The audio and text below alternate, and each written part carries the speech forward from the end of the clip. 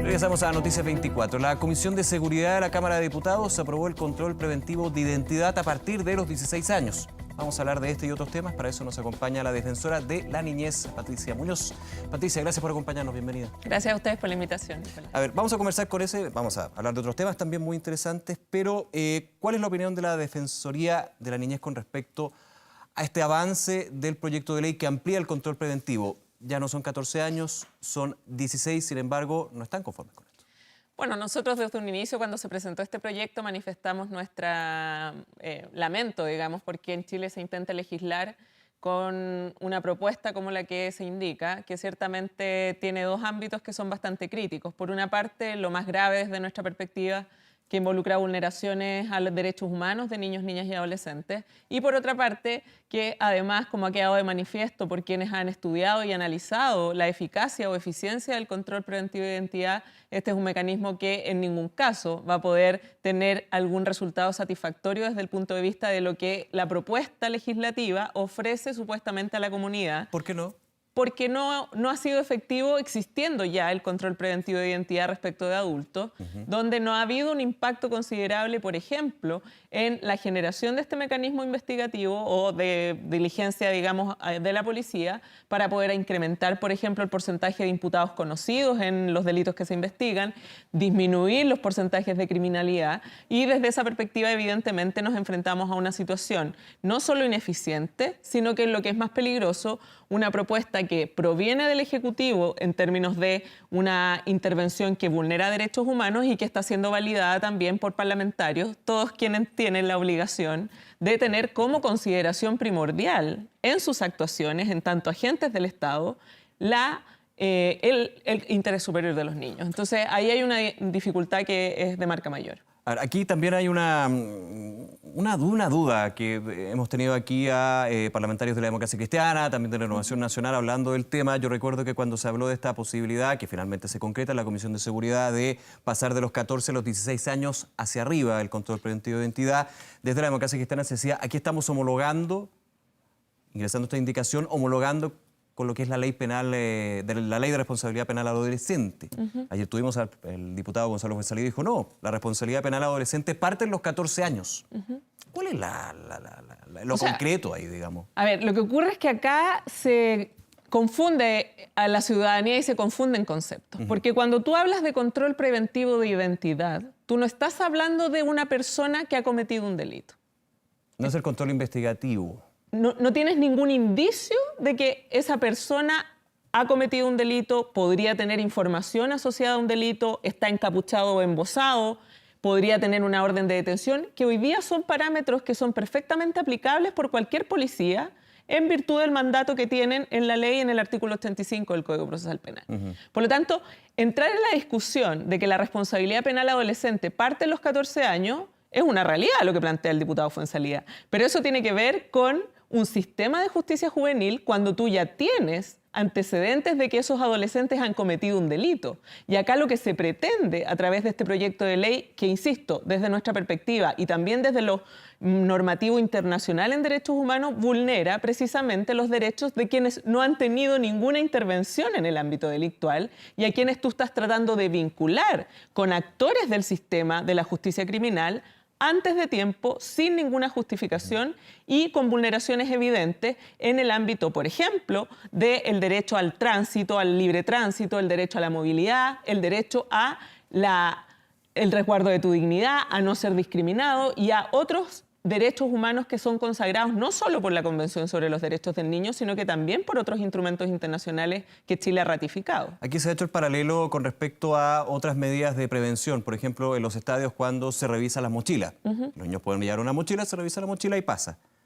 ¿Son asimilables? No, en ningún caso, porque cuando tú vas a un estadio hay un contexto en el cual tú voluntariamente te enfrentas a un proceso de revisión que está estipulado en ese contexto. Pero cuando tú estás transitando por la calle, ¿por qué van a restringir tu libertad ambulatoria sin ninguna justificación? Mira, desde el punto de vista de los derechos del derecho internacional de los derechos humanos, cuando se quiere por los estados restringir o minimizar los derechos que todos tenemos, y los niños, niñas y adolescentes también, por cierto, en tanto sujetos de derecho, tienen que cumplirse a lo menos 3 exigencias. que es la idoneidad de la medida que se pretende implementar, la necesidad de esta y la proporcionalidad. Y si hablamos de la idoneidad, cuando tú sabes que el control preventivo de identidad no tiene ninguna eficiencia para disminuir la delincuencia y ningún impacto real en la prevención de esta, evidentemente no cumples ese requisito. Cuando hablamos de la necesidad, tampoco se cumple en este caso, particularmente teniendo presente que lo que ha pasado con los adolescentes vinculados a hechos delictuales es una disminución de un 31% en los ingresos.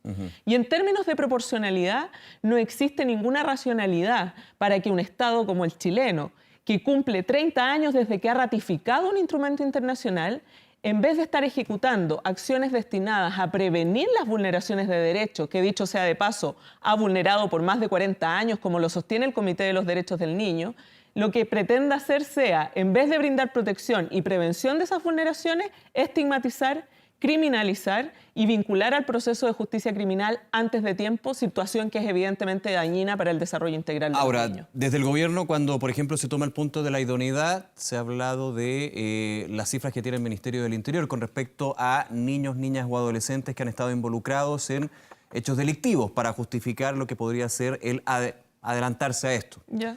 Eso por un punto. Y cuando vamos con proporcionalidad, lo que mencionabas, uno podría pensar también lo que dice el gobierno cuando señala efectivamente hay medidas de control que pueden evitar esa discriminación. ¿No son argumentos suficientes? No. Y además son equivocados. En el primer punto, Vamos. cuando se habla de la situación del control de la delincuencia, lo que no se dice en esa información es que hoy día están las herramientas procesales para que un adolescente que está vinculado a un hecho delictual se le controle la identidad.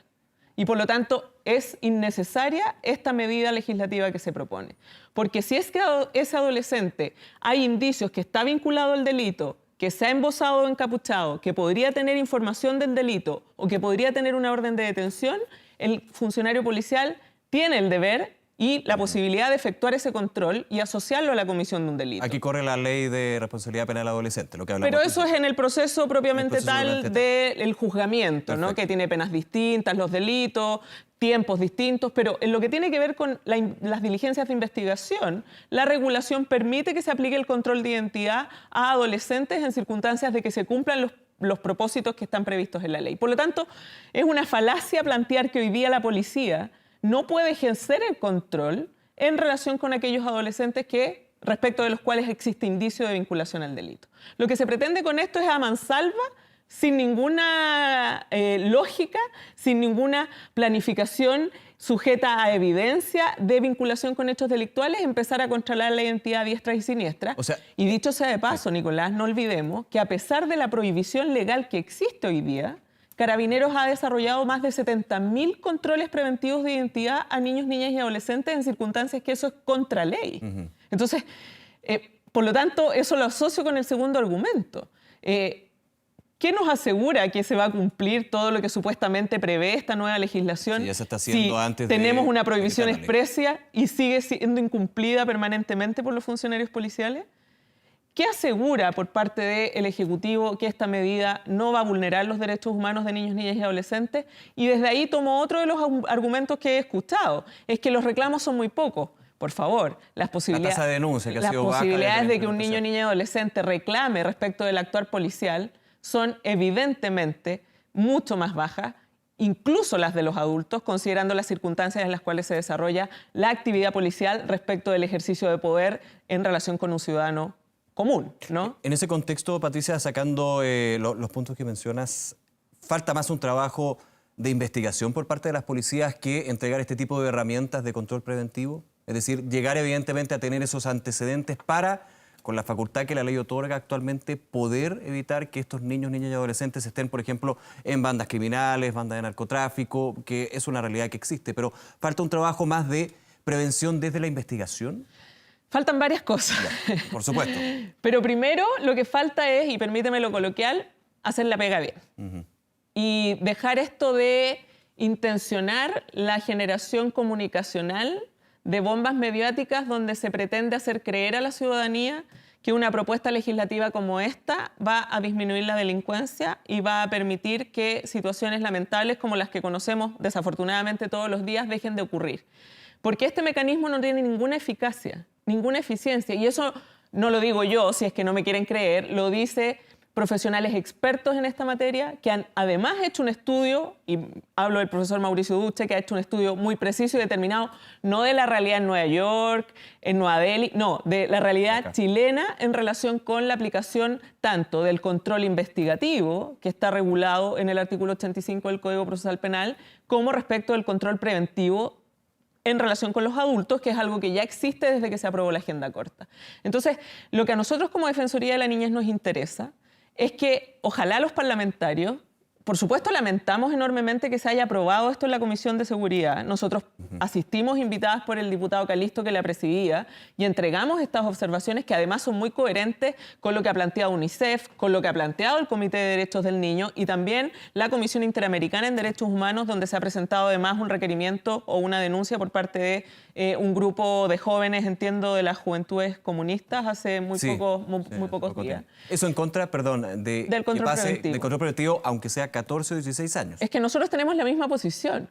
Cuando hablamos de esta propuesta legislativa, no hay ninguna diferencia entre los 14 y 16 porque estamos hablando igual de adolescentes y, por tanto, menores de edad respecto de quienes el Estado tiene una obligación de protección reforzada que no puede desestimar. Y esa obligación de protección reforzada no deja de aplicarse a quienes ejercen un rol parlamentario y que, como te insisto, al momento de legislar, tienen la obligación también de tener como consideración primordial el interés superior de niños, niñas y adolescentes y, por tanto, legislar sin vulnerar sus derechos. Pasa la Comisión de Seguridad, sigue el trámite legislativo de este proyecto. De hecho, el diputado Fuenzalía nos comentaba acá que van a insistir con reducirla a 14 años. Pero ahí hago la pregunta, dado la visión contraria que tienen desde la Defensoría, ¿se va a insistir para frenar el proyecto o esperar que haga su desarrollo legislativo y luego llegar a instancias internacionales, considerando, por ejemplo, la Convención de los Derechos del Niño?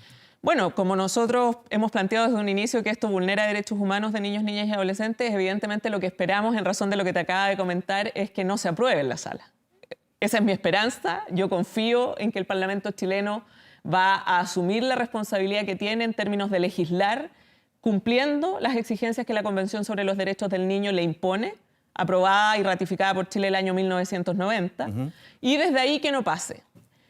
No me quiero poner en el escenario negativo de que la situación no sea así. Si es así, evidentemente instaremos para que en el segundo trámite constitucional esto no prospere, pero ciertamente nosotros ya hemos hecho comunicaciones y contactos con los organismos internacionales, contralores de la Convención de los Derechos del Niño y de otros tratados internacionales, para efectos de poder estar atentos a eventuales requerimientos que desde el punto de vista del derecho internacional de los derechos humanos amerite algún requerimiento en razón de la eventual aprobación de una norma que a todas luces infringe garantías fundamentales para niños, niñas y adolescentes. Patricia, aprovechando los minutos que nos quedan, quiero ir también a un tema que muy de la contingencia, desde el tema recursos. Se presentó el proyecto de ley de presupuesto.